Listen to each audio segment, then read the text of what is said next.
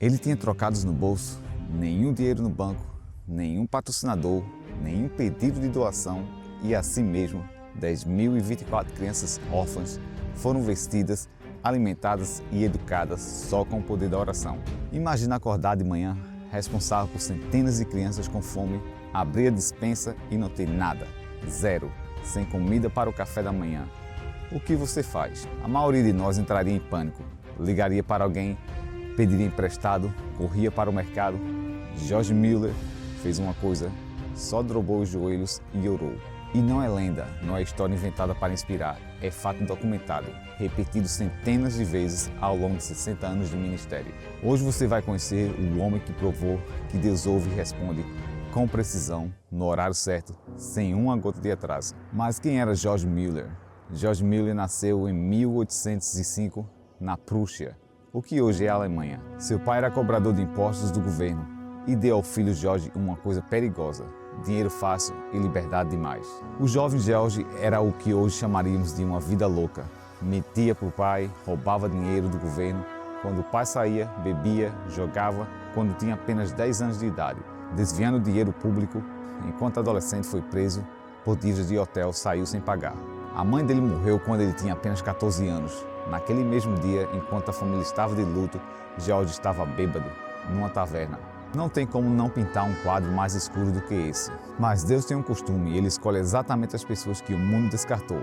Com 16 anos, George foi a uma reunião de oração com um amigo, mais por curiosidade do que por interesse espiritual. Mas algo aconteceu naquela sala pequena que ele nunca conseguiu explicar direito.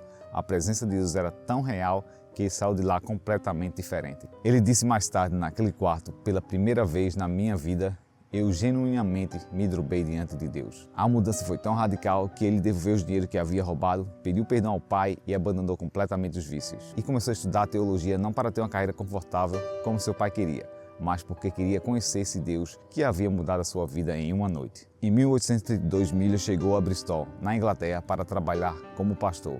E lá ele viu algo que partiu o coração dele: crianças órfãs pelas ruas, centenas delas sujas, com fome, sem família, sem futuro. Naquela época na Inglaterra, crianças sem famílias iam para a prisão. A solução do governo victoriano para crianças pobres sem pai era a cadeia. Mueller não conseguia ignorar isso. Mas ele tinha um problema: não tinha dinheiro, nem recursos, nem estrutura, absolutamente nada. E foi aí que ele tomou uma decisão que parecia loucura e que mudaria milhares de vidas.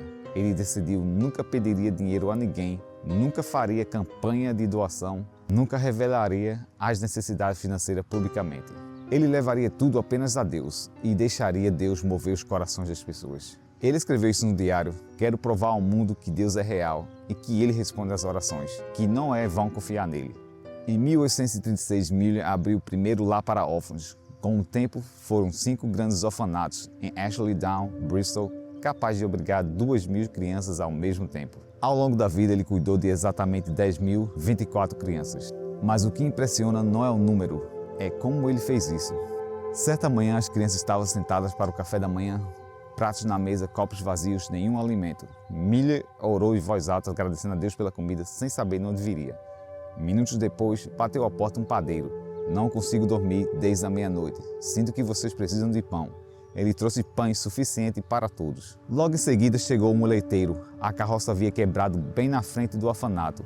Ele precisava descarregar o leite, queria dar tudo para as crianças. As crianças tomaram café naquele dia e nunca souberam que momentos antes não havia nada. Mueller tinha o hábito de registrar cada pedido de oração num diário. De um lado da página o pedido, de outro a data da resposta e o que aconteceu. Ao final da vida eram mais de 500.000 orações registradas com respostas.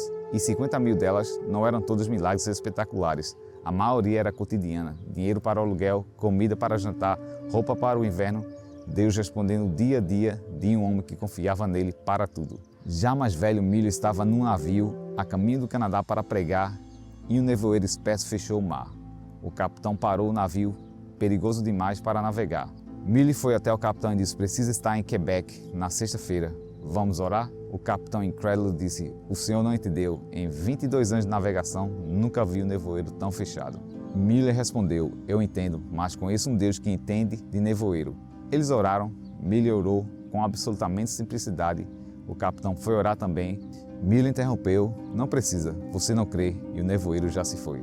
Abriram a porta, o nevoeiro havia desaparecido. George Miller chegou no Canadá à sexta-feira. Um fato muito curioso é que Miller uma vez estava orando e então a rainha da Inglaterra apareceu em sua casa e foram lhe avisar: Miller, a rainha da Inglaterra está aqui, ela quer falar com você. E Miller disse: agora não posso, pois estou falando com o Rei dos Reis. Naquele exato momento ele estava de joelhos em oração. Em 68 anos de ministério, Miller recebeu equivalente a milhões de dólares em doações sem pedir um centavo a ninguém. Ele nunca se endividou, nunca deixou uma criança passar fome, nunca atrasou um salário dos funcionários. Ele pregou pelo menos 10.000 vezes entre 1830 a 1898. Aos 70 anos começou uma nova fase, viagens missionárias pelo mundo, pregando em 42 países, percorrendo mais de 320.000 quilômetros. 50 anos depois que ele começou seu trabalho em Bristol, pelo menos 50.000 órfãos eram atendidos somente na Inglaterra, inspirados pelo trabalho de um homem único que acreditou que Deus ouvia. Ele morreu em março de 1898, aos 92 anos. Na manhã seguinte, a última reunião de oração que conduziu foi encontrado ao lado da cama, em paz. Dezenas de milhares de pessoas foram às ruas de Bristol para ver o cortejo. Mas o que podemos aprender com George Miller? Primeiro, oração não é o último recurso. Para Miller, era o primeiro. Antes de abrir qualquer porta, antes de ligar para qualquer pessoa, ele orava. E Deus movia o que precisava ser ouvido. Segundo, sem ação não é fé. Miller montava as mesas, sentava as crianças, dava graças antes de ver a comida chegar. Ele agia como se Deus fosse responder e Deus respondia. Terceiro, a vida de Miller era uma prova viva. Ele não construiu orfanatos para ajudar crianças apenas.